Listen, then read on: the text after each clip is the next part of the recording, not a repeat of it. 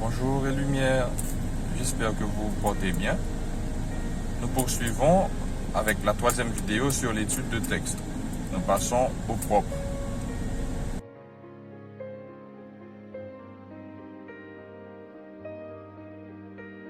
Dès qu'il s'agit d'étude de texte, il nous sera toujours demandé de retrouver l'idée directrice. Pour ce texte d'Épicure, nous répondrons à la question de la manière suivante. La pratique de la philosophie, indépendamment de l'âge, mène indubitablement à la sagesse qui est le plus grand des biens, sous la direction de la raison. On nous demandera aussi de rendre compte de la structure de l'argumentation. Ici, ce texte comporte trois parties. Première partie qui commence avec quand on est jeune et qui se termine à homme avancé en âge, qui est divisée en deux sous-parties. Petit a, quand on est jeune, jusqu'à poursuivre l'étude, il s'agit de la thèse. Épicure fait une recommandation, à savoir que la pratique de la philosophie convient aussi bien à la jeunesse qu'à la vieillesse. Deuxième sous-partie, car personne ne peut jusqu'à homme avancé en âge. Il s'agit de la justification de la thèse. Le jeune homme, de même que le vieillard, pratiqueront la philosophie comme condition sine qua non afin de tendre vers le bonheur. La philosophie rafraîchira et ravivera le vieux. La philosophie fortifiera le jeune. Deuxième grande partie. Ce ne sont pas les beuveries jusqu'à s'emparent des âmes. Épicure présente dans un premier temps les divers freins, les diverses limites pour parvenir au bonheur, entre autres les beuveries, les orgies, les tables luxueuses, les vaines opinions, etc. Ensuite, il met l'accent sur un élément essentiel, la raison vigilante, qui est le seul pouvoir capable de nous conduire vers la voie droite, de nous rendre comme des virbonus. Troisième grande partie, qui commence de tout cela et qui se termine à être heureux, il s'agit de la conclusion, de l'argument final, du commentaire final. Ici, l'auteur ajoute une vérité de taille. Autrement dit, il nous fait comprendre que l'expérience de la philosophie mène à la sagesse qui est le plus grand des biens, la sagesse qui nous apprend à cheminer vers le bonheur. Question suivante. Expliquez.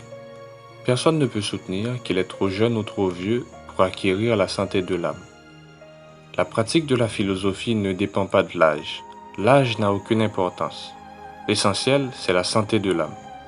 La plus grande des santé, bien sûr. En d'autres termes, explorer à bon escient la raison en soi. Cette fameuse aptitude, l'utiliser comme une boussole, comme un guide de premier choix. Car seule une âme saine peut accéder au bonheur. Expliquer. Ce ne sont pas les beuveries, les orgies, les jouissances des jeunes garçons et des jeunes femmes, tables luxueuses, vaines opinions, jusqu'à le plus grand trouble s'empare des âmes. Ici, Épicure est très catégorique. Il dénonce et rejette d'un revers de main les fausses conceptions du bonheur, tout ce qui a trait au plaisir et à la jouissance du ventre et du bas-ventre. Pour Épicure, aucune possession, aucune satisfaction en termes de biens matériels ne peut humaniser l'être humain, ne peut le rendre heureux. Il est donc nécessaire pour que ce dernier prenne le soin d'élever le niveau de l'énergie vitale en lui, de sorte qu'il dépasse considérablement ce stade terre-à-terre, bas et primitif. C'est très important de noter cela. Il faut même le noter, le gravir en lettres d'or au firmament de notre cœur. Il n'y a pas de bonheur possible sans épanouissement et élévation de l'être, sans éveil de la conscience et de la raison. Oui, la raison, cette étincelle intérieure par laquelle, en laquelle et grâce à laquelle l'être humain s'émancipe en devenant capable de choix et de décisions libres et éclairées. En effet, Seule l'utilisation efficace et efficiente du pouvoir de la raison vigilante peut apprendre à distinguer le fondamental du superflu, l'utile du nuisible, la gaieté de la joie, la paix des troubles de l'âme.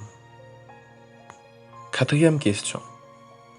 Est-il nécessaire de s'adonner à la pratique de la philosophie? En apparence, s'adonner à la philosophie paraît être vain et inutile, dans la mesure où elle donne l'impression d'aller à l'opposé des paradigmes communément admis. La pratique de la philosophie n'apporte pas le bonheur matériel ni ne rapporte pas non plus d'argent. Toutefois, demandons-nous si, malgré tout, cette pratique ne pourrait-elle pas se révéler non seulement utile, mais absolument nécessaire à ceux et à celles qui tiennent à mieux vivre, qui font appel en eux à la raison vigilante. Il est dit que l'expérience de la philosophie conduit à l'éveil de la conscience.